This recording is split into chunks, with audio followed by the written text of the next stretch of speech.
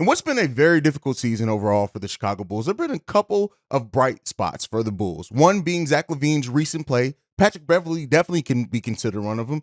Even maybe Coby White's development in every aspect of the game other than his shooting could be looked at as one as well. But I'm going to talk about one today, and that is Nikola Vucevic and why he may be the most underappreciated Bull. We're also going to talk about what this means for his offseason and who's most likely to come back next season, whether it be Ayo Dosunmu or Coby White. We're going to talk about all that and more right after this. You are now tuned in to Chicago Bulls Central, your number one place for all Chicago Bulls news and content.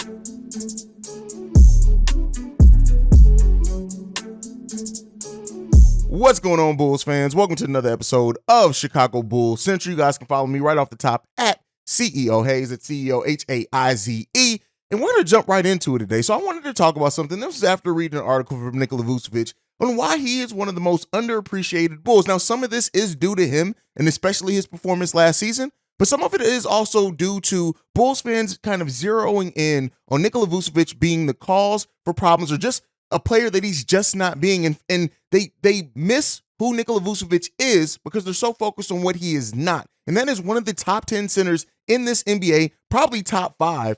And yes, he has his issues defensively, but what he does offensively is elite and not easily duplicated by many people in the NBA. And I've said this before, and I've really gone back to say this since last season, is that if you replace Nikola Vucevic with just a defensive center that blocks shots and rebounds, it completely will mess up the team offensively, a team that offensively already has a struggle in not being a modern offense. But let's talk about Nikola Vucevic. Nikola Vucevic right now has 41 double-doubles. He's third behind Domantas Sabonis and Nikola Jokic. Now, double-doubles aren't everything, right? Let's be clear here. Double-doubles are not everything, but that is a stat, especially in the area that the Bulls do need help with rebounding. And Nikola Vucevic had this to say in regards to his double-doubles. I don't focus on how many double-doubles I have, but I do want to make sure I do my job rebounding. With the pace of the game and the amount of shots in the game these days, I should be able to get 10 rebounds as a big man. I'm a very prideful player, and I always want to do my part for the team. I'm very consistent with that. And right now, Nikola Vucevic is averaging 17.7 points per game, 11.3 rebounds per game, and 3.3 assists per game. And while that's not too far off from his stats last season, in which he averaged 17.6, 11, and 3.2, the efficiency that he's doing so with is hugely different. Vuce is now shooting 51% from the field goal range. That's up from 47% last season. On top of that, he is shooting the three-point ball at 35% clip versus a 31% clip last season. So I've said this, many other people have said this and labeled this, Nikola Vucevic has been the most consistent Chicago Bull this season. Zach LaVine is now being that, of course, after the All-Star break, but Vuce has been doing this night in and night out. And you still hear many Bulls fans complaining about what Nikola Vucevic isn't. And yes, Vuce has his own defensive limitations. They're huge, right? And especially we do see them against more athletic bigs, it becomes evident. But what Nikola Vucevic does mean to the Chicago Bulls team offense, an offense that we've already talked about needs to be more modern. We've already talked about it's stuck in being a 90s or early 2000s offense, and that's not because of Nikola Vucevic. Nobody has sacrificed more of their own personal game than Nikola Vucevic for the Chicago Bulls team when you look at the fact that DeMar DeRozan operates as a low post player for the most part. On top of that, right, it takes away the spots that Vuce usually gets his points and it's forced him to be more out on the perimeter. Now, Vuce definitely needs help defensively. And ideally, if the Bulls are going to hold on to Nikola Vucevic in this offseason, they need to do so by putting a big next to him or constructing the roster in a different way that is going to help overtake some of his limitations, much like the same way we need to do with Zach LaVine and having a high-quality point guard next to him so that it takes the ball out of his hands and he can focus on what he does best, that is scoring. I've said this in a couple of episodes ago. The best chance that the Chicago Bulls have to modernize their offense is by playing more through Nikola Vucevic and Zach LaVine, making them the 1-2 punch and using DeMar DeRozan more as a garnish on top of what these two players are able to do. That's not to say that DeMar still doesn't need his shots and his opportunities, but that is just to say that for a team that the league has figured out their offense after about 30 games into last season, it definitely helps. And so, this offseason, Nikola Vucevic coming into his free agency, it's left a lot of questions. He did not get a contract extension from this front office. So, of course, that has now left everyone wondering, what is the future of Nikola Vucevic? Is he even going to want to return to a team that's dealt with so much turmoil and a head coach that has just not used him to the best of his ability? And that is a question that I can't answer, just to be frank with you guys. And we won't really have the answer to that question until we go through the offseason and see what this team does to make moves to open up things on this team a little bit more. But I do look at Nikola Vucevic, and much like I said over a year ago with Coby White, when everybody coming into last season was saying that Coby had to be traded, the Chicago Bulls would be crazy to let Nikola Vucevic walk away for nothing. And I mean that. Now, that does not mean that you have to re-sign him for that. As we've seen before, the Bulls can orchestrate a sign and trade. There are going to be teams that come knocking on Nikola Vucevic's door the moment free agency opens. And those teams, some may be over the cap, some may be under the cap, and the Bulls could very well help a team get Nikola Vucevic that doesn't necessarily have enough cap space, depending on what he wants, by doing a sign and trade. Now, are the Bulls going to get something back hugely important? Probably not. But the Bulls did send out a first-round pick in a sign and trade to acquire DeMar DeRozan. Could the Bulls do something similar to that? It's a possibility. Anything is possible at the feet of the Chicago Bulls, but Nikola Vucevic is an asset you cannot allow to walk away for nothing. And the sad part of it is, most Bulls fans won't understand how much Nikola Vucevic helped this team until he's gone. And that's just a problem with Chicago sports and Chicago sports fans and Bulls fans in general. We always kind of focus in on what a player either is. Now, we either fall in love with what they do, or we fall out of love because of what they don't do. And sometimes the truth is somewhere in the middle. We either overvalue or undervalue our own players, and that isn't just a Chicago sports thing. That is a sports thing through every single fan of a team.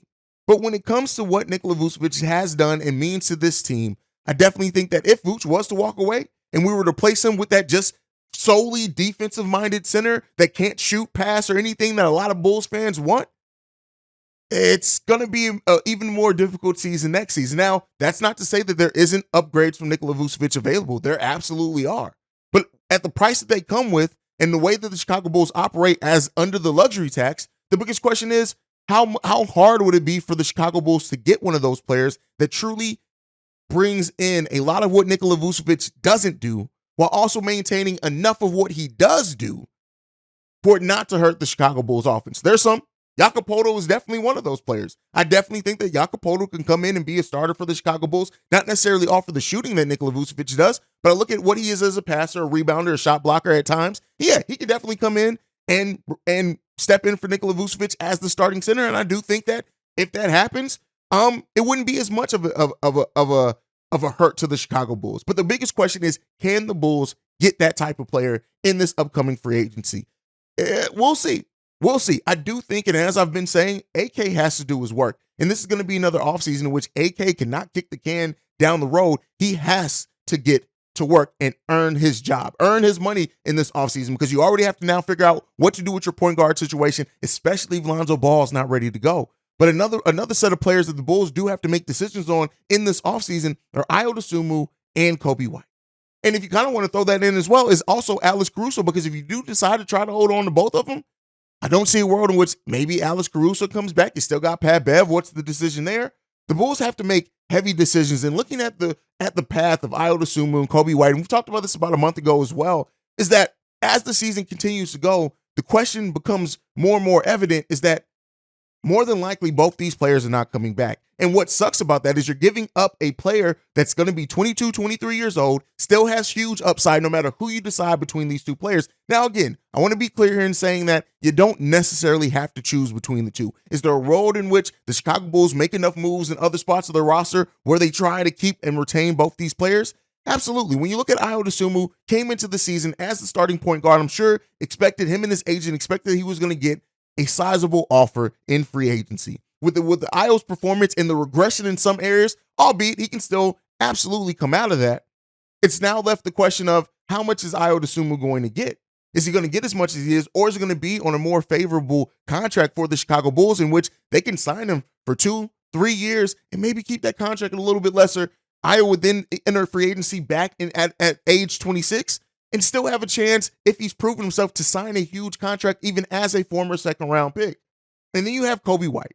Coby White, who has drawn the critique of Bulls fans literally since his rookie year. And albeit a lot of it is due to his performance. He did not come in and he was not the scorer that we thought we were going to get in Coby White. Has not done that consistently. And this season has some of the worst shooting splits of his career. But he has changed and impacted the game in a lot of different ways. His defense is the best that we've ever seen it. His dribbling is the best, and understanding how to take players off the dribble. His passing, playmaker, has all seen noticeable developments and leap this season. And so when it comes to this offseason, the Chicago Bulls are going to have to try to decide on whose upside do we want to bet on. The gap between them defensively is the closest that it ever was. Now, Ayo still, of course, has a higher ceiling defensively, whereas Coby White has the higher ceiling offensively. But the thing is that the overlap between the two players and where that is right now, which one do you want to bet on?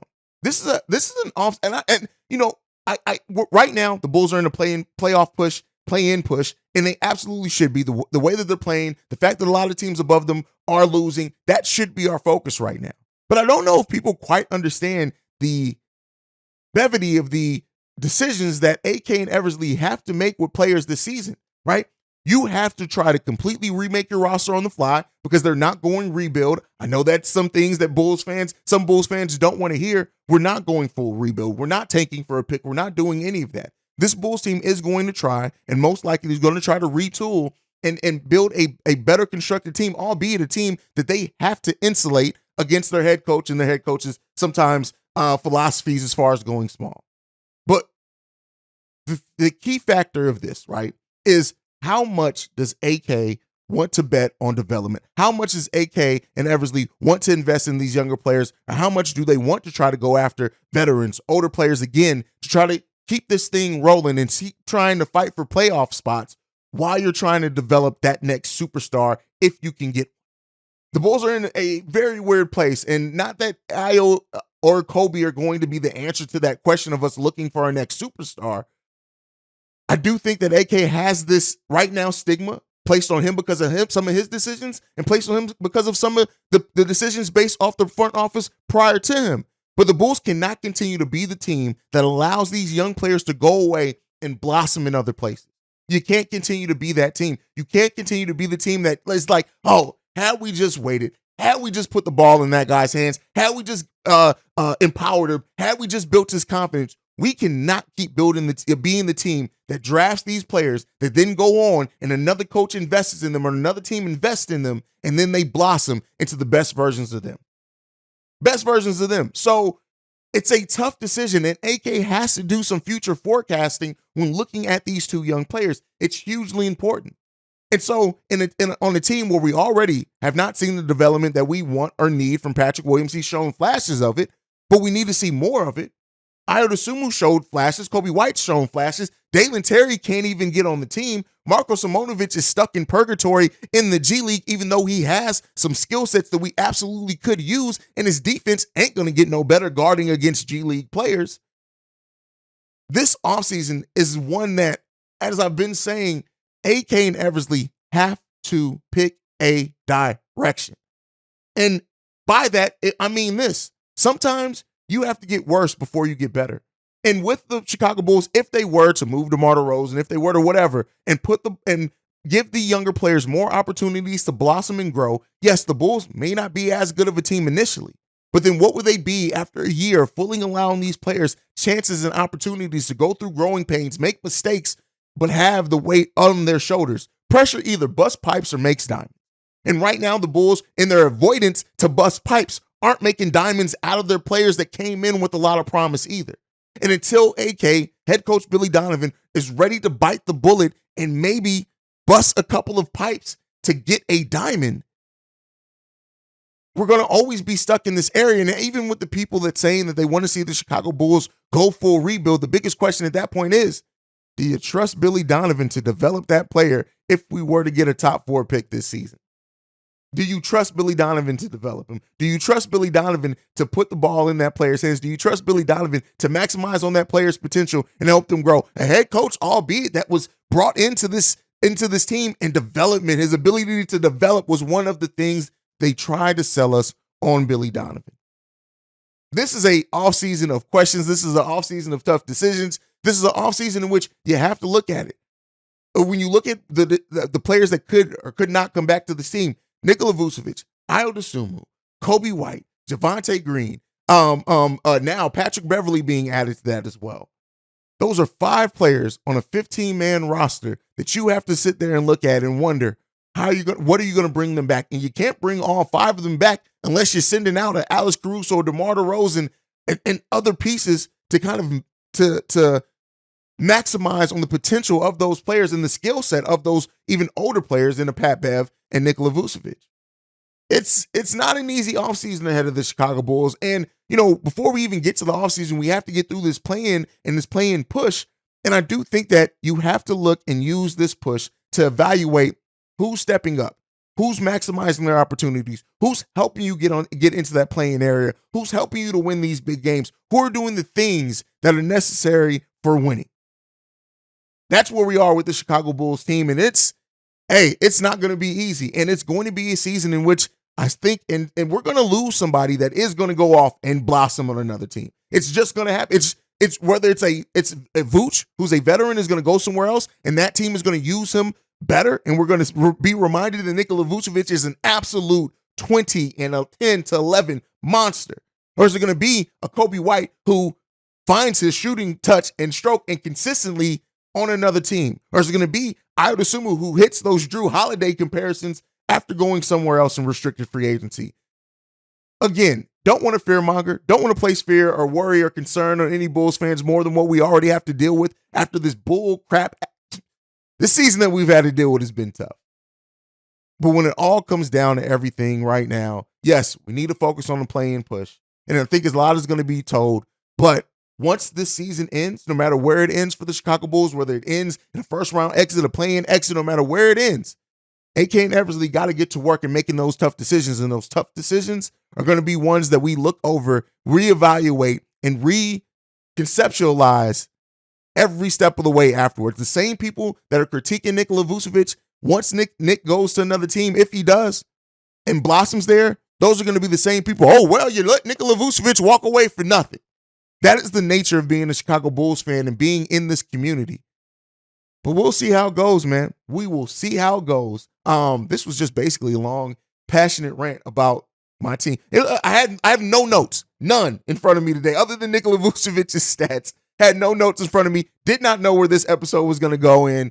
Hey, this is where it is. This is where it led me. This is where I guess my heart and love for this team took me today, man. Make sure you guys are following the show at Bull Central Pod. You can send us any feedback, questions, comments, concerns, bullcentralpod@gmail.com. Lastly, if you want to leave a text message and or voicemail, the number to do so, 773-270-2799. We are the number one spot for everything Chicago Bulls related because of you guys. And like I like to end every episode on, go Bulls. Love you guys. See Red if you can, y'all, man.